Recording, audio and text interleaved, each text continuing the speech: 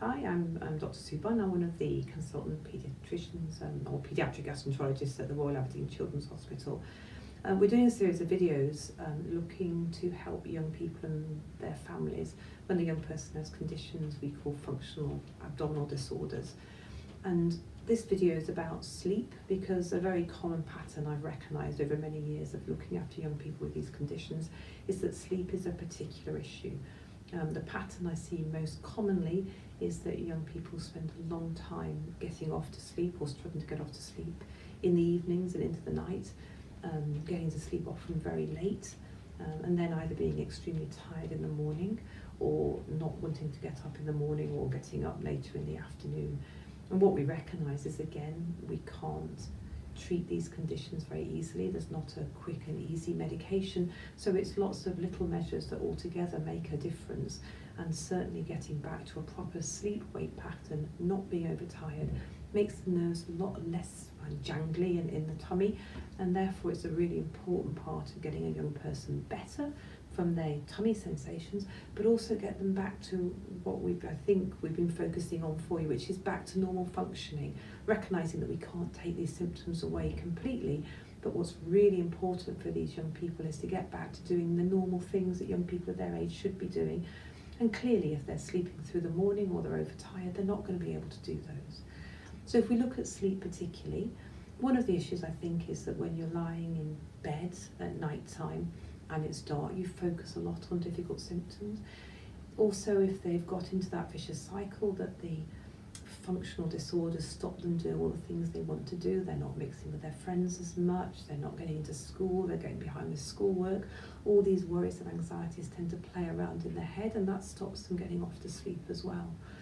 So what young people tend to do as a coping mechanism is pick up the phone or get onto some electronic gadgets and then sit on those.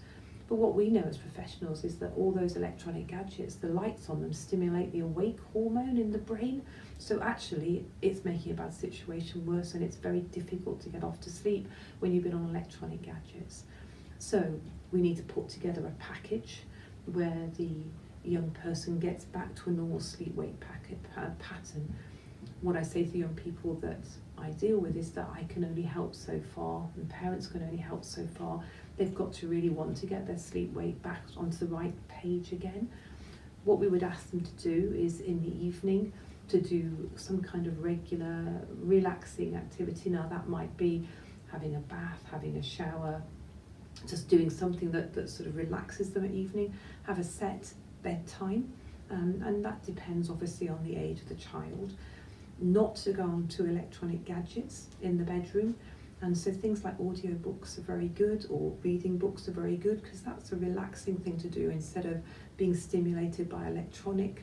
Even reading on the electronic books is no good because of the light, so it's got to be reading a paper book or listening to an audio book, trying to relax at bedtime, but actually really importantly setting the alarm clock in the morning at the time you would need to get up to school, and whatever time you got to sleep the night before, getting up at that time. And then during the daytime, no cat napping is allowed, because then you're not going to be properly tired at bedtime again, and then doing the same thing the night after. Quiet routine, going to bed, no electronic gadgets, going to bed at a set time. It won't happen straight away. It's like the rest of us when we come back from the United States. Wherever we're jet lagged, it takes a little while, days into a week, to actually reset the body clock. But if you carry on doing this, the body's clock will be reset. Doctors can help. There are some medications we can use to try and help reset the body clock, but mostly just doing these things consistently is enough to help young people get off to sleep at a sensible time, get a sensible night's sleep, and then wake up in the morning.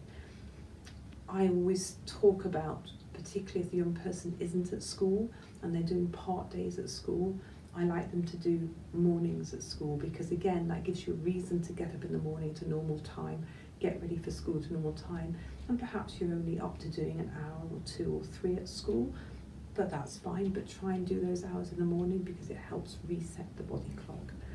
And though again it's not a massive difference on its own, with the other measures we're going to put in place with you, getting a good night's sleep, not being overtired, will definitely help the difficult symptoms that you've got.